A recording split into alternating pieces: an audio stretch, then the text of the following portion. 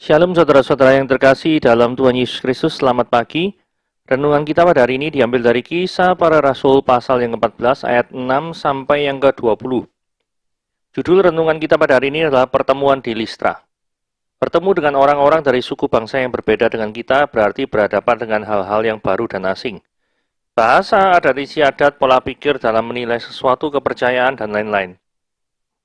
Karenanya, saat memasuki daerah baru, mengalami shock culture atau gegar budaya adalah hal yang wajar. Ini juga menjadi salah satu tantangan bagi para pemberita Injil. Saat bersama Barnabas memberitakan Injil di Listra, Paulus menyembuhkan seorang yang lumpuh sejak lahirnya. Melihat mujizat itu, orang banyak mengira bahwa mereka adalah dewa-dewa yang turun ke bumi. Mereka berpikir bahwa Barnabas adalah dewa Zeus dan Paulus adalah Herme, juru bicaranya. Penduduk setempat berbicara dalam bahasa Likaonia. Lalu imam dewa Zeus membawa hewan korban dan berbagai persembahan untuk memuja para rasul itu. Respon Paulus juga asing bagi mereka. Dia mengoyakkan pakaiannya, sebuah budaya Yahudi, sebagai tanda perkabungan dan berdukacita atas perbuatan mereka. Tetapi penduduk Listra tidak memahaminya. Situasi ini kemudian dipakai para penentang Injil untuk memperkeruh suasana. Akhirnya Paulus dan Barnabas dilempari batu sehingga disangka telah mati.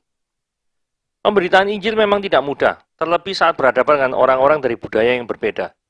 Karenanya kita perlu terus untuk belajar memahami orang lain, agar penyampaian Injil semakin efektif. Kita juga perlu berdoa buat para pemberita Injil, agar Allah memampukan mereka dalam mewartakan kabar baik di mana saja. Membawa Injil hingga ke ujung bumi menuntut kita terus belajar memahami orang lain. Oke, mari kita lihat ya. Firman Tuhan yang mengubahkan hidup manusia dari tidak berminat menjadi berapi-api bagi Tuhan kita. Oke, mari kita baca Kisah Para Rasul pasal yang ke-14 ayat 6 sampai yang ke-20. Setelah rasul-rasul itu mengetahuinya, menyingkirlah mereka ke kota-kota di Likaonia, yaitu Listra dan Derbe dan daerah sekitarnya. Di situ mereka memberitakan Injil. Di Listra ada seorang yang duduk saja, karena lemah kakinya dan lumpuh sejak ia dilahirkan dan belum pernah dapat berjalan. Dia duduk mendengarkan ketika Paulus berbicara dan Paulus menatap dia dan melihat bahwa ia beriman dan dapat disembuhkan. Lalu kata Paulus dengan suara nyaring, "Berdirilah tegak di atas kakimu." Dan orang itu melonjak berdiri, lalu berjalan kian kemari. Ketika orang banyak melihat apa yang telah diperbuat oleh Paulus, mereka itu berseru dalam bahasa Likaonia, "Dewa-dewa telah turun ke tengah-tengah kita dalam rupa manusia." Barnabas mereka sebut sebagai Zeus dan Paulus mereka sebut sebagai Herme, karena dia yang berbicara. Maka datanglah imam dewa Zeus, yang kuilnya terletak di luar kota, membawa lembu-lembu jantan dan karangan-karangan bunga ke pintu gerbang kota untuk mempersembahkan korban bersama-sama dengan orang banyak kepada rasul-rasul itu. Mendengar itu, Barnabas dan Paulus mengoyakkan pakaian mereka, lalu terjun ke tengah-tengah orang banyak itu sambil berseru, "Hai, kamu sekalian, mengapa kamu berbuat demikian? Kami ini adalah manusia biasa, sama seperti kamu. Kami ada di sini untuk memberitakan Injil kepada kamu, supaya kamu meninggalkan perbuatan sia-sia ini dan berbalik kepada Allah yang hidup, yang telah menjadikan langit dan bumi, laut dan segala isinya." Dalam zaman yang lampau, Allah membiarkan semua bangsa menuruti jalannya masing-masing. Namun dia bukan tidak menyatakan dirinya dengan berbagai-bagai kebajikan, yaitu dengan menurunkan hujan dari langit dan dengan memberikan musim-musim subur bagi kamu. Dia memuaskan hatimu dengan makanan dan kegembiraan. Walaupun rasul-rasul itu berkata demikian, namun hampir-hampir tidak dapat mereka mencegah orang banyak mempersembahkan korban kepada mereka. Tapi datanglah orang Yahudi dari Antioquia dan Iconium, dan mereka membujuk orang banyak itu memihak mereka. Lalu mereka melempari Paulus dengan batu dan menyeretnya keluar kota, karena mereka menyangka bahwa ia telah mati. Akan tetapi, ketika murid-murid itu pergi mengelilingi dia, bangkitlah dia lalu masuk ke dalam kota. Keesok harinya, berangkatlah dia bersama-sama dengan Barnabas ke Derbe.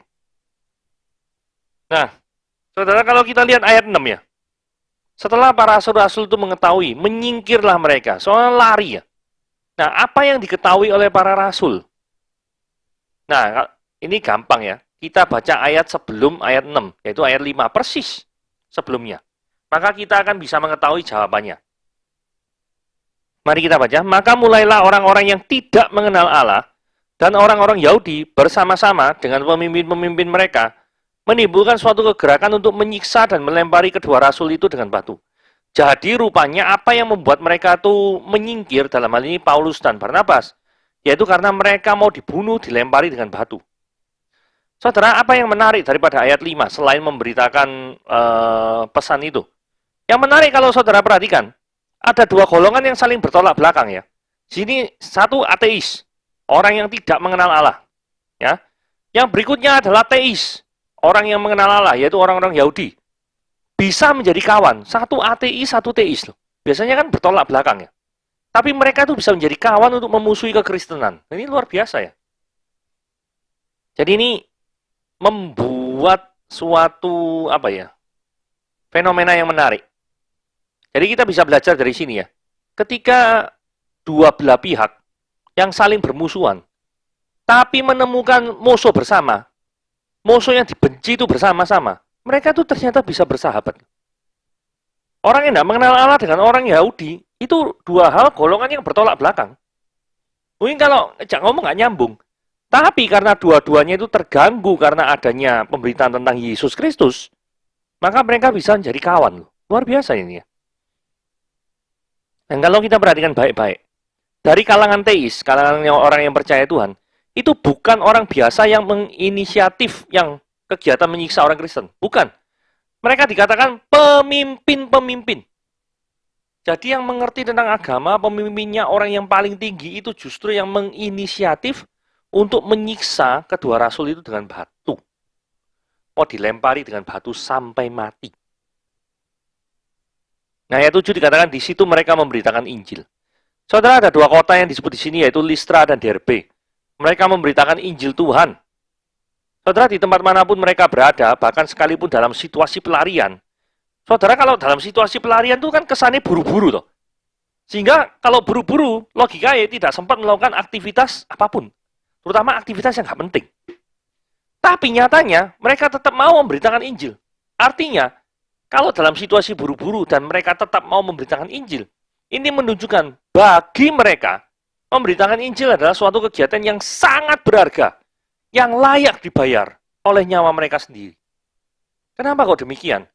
Karena ketika mereka dalam situasi buru-buru, mau dilempari dengan batu, terus mereka tetap mau memberitakan Injil pada orang-orang yang ditemui mereka di jalan.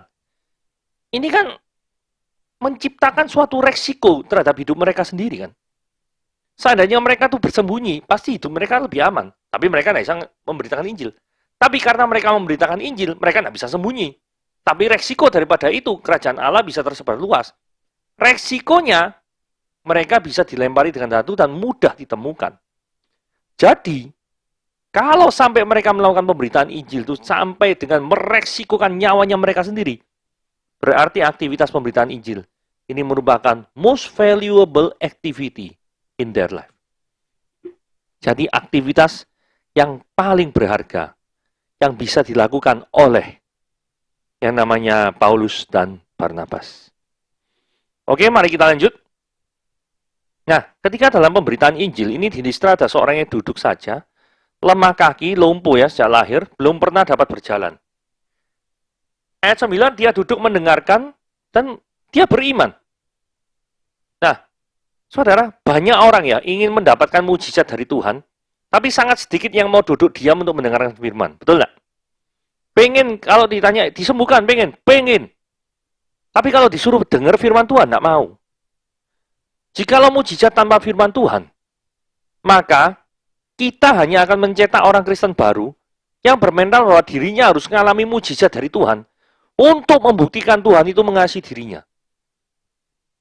Jadi, bermental gampangan. Artinya gini, kalau orang itu percaya kepada Tuhan, percaya pada Yesus, dasar percaya dia itu karena dia mengalami mujizat. Hanya itu saja. Maka suatu saat ketika dia mengalami permasalahan hidup yang sangat berat dan dia berdoa kepada Tuhan dan Tuhan menjawab dia, Seperti jawab Paulus ya, cukuplah kasih karuniaku kepadamu. Nah, mujizat tidak terjadi. Maka apa yang terjadi pada orang ini? Sedangkan dasar dia untuk percaya pada Tuhan itu adalah mujizat. Ketika mujizat tidak terjadi, dia bisa meninggalkan Tuhan. Dan dia berpendapat memiliki pikiran perspektifnya gini.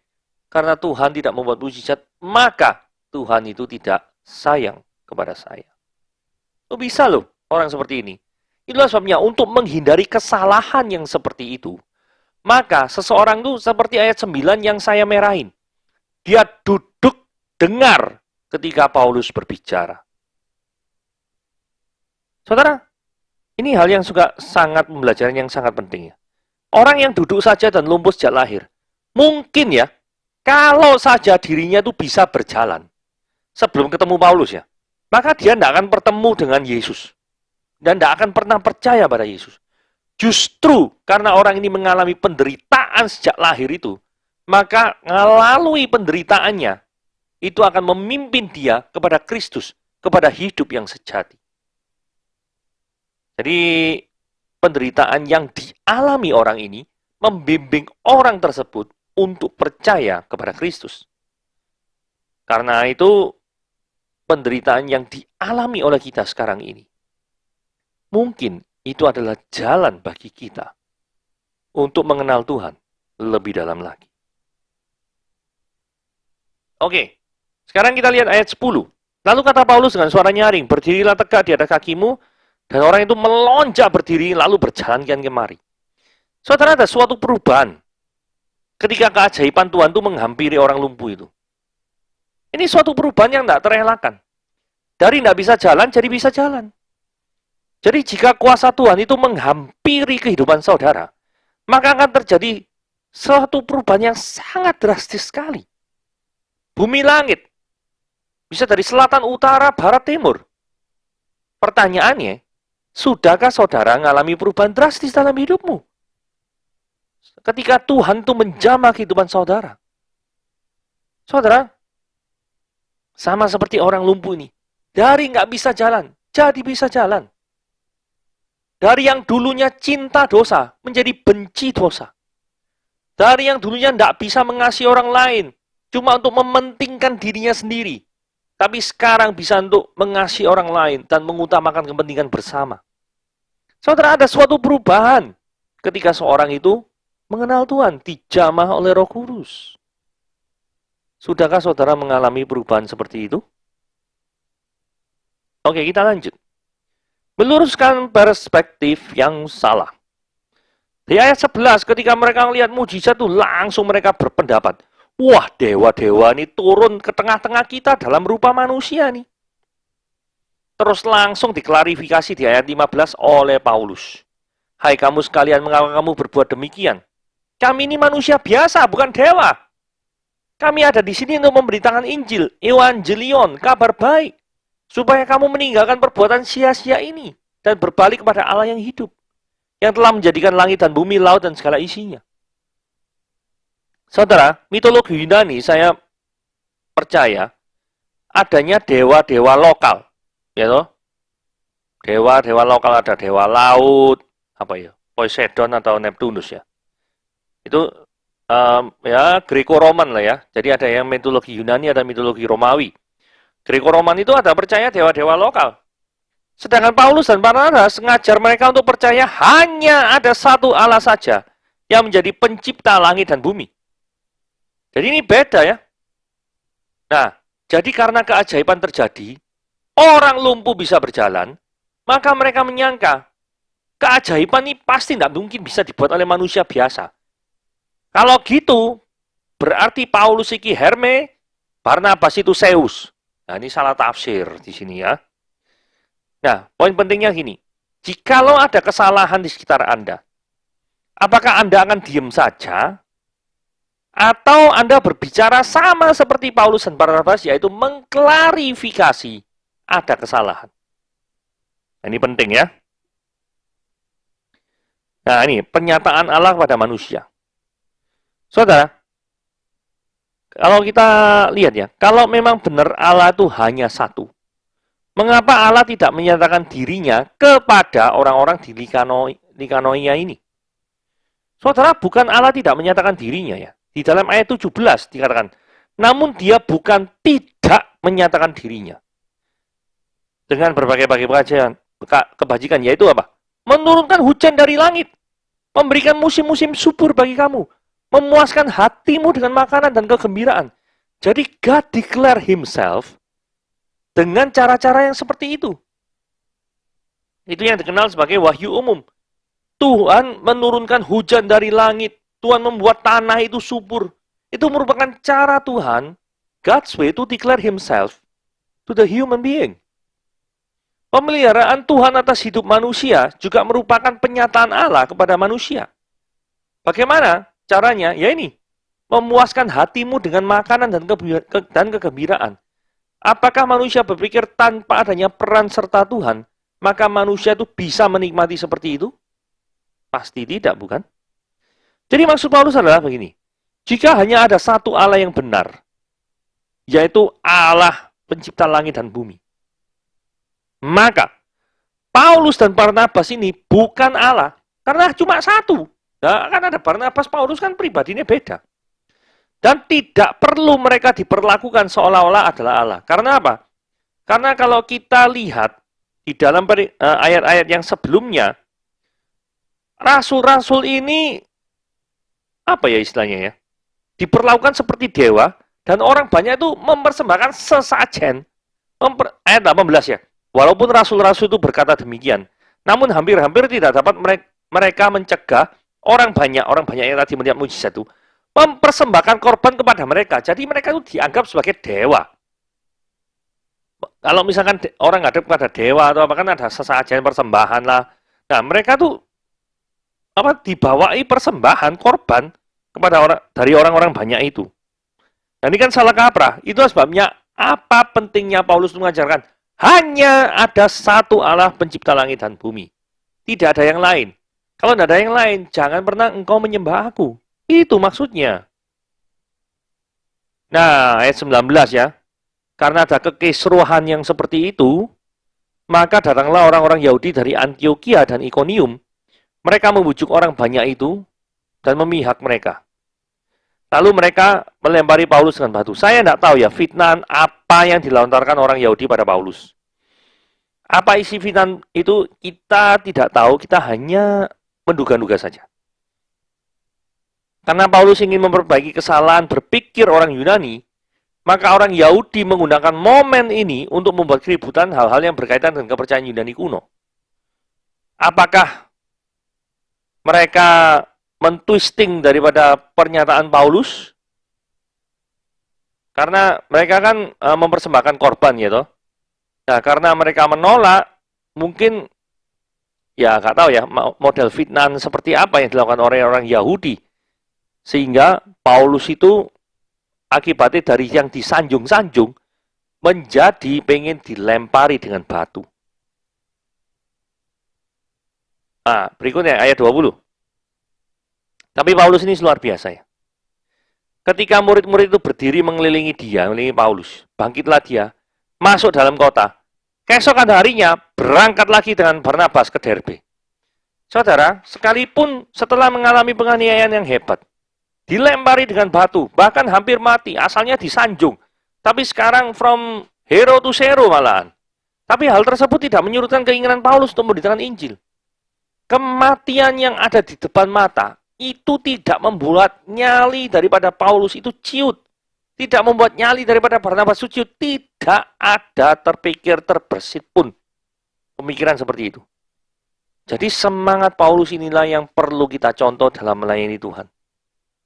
Bahkan dia sampai rela mengorbankan nyawanya, taruhan nyawa untuk memberitakan pekerjaan Tuhan. Suatu hal yang luar biasa. Paulus tidak heran bisa dipakai Tuhan luar biasa. Karena semangatnya memang patut kita tiru. Oke, sampai di sini renungan kita pada hari ini. Tuhan Yesus memberkati.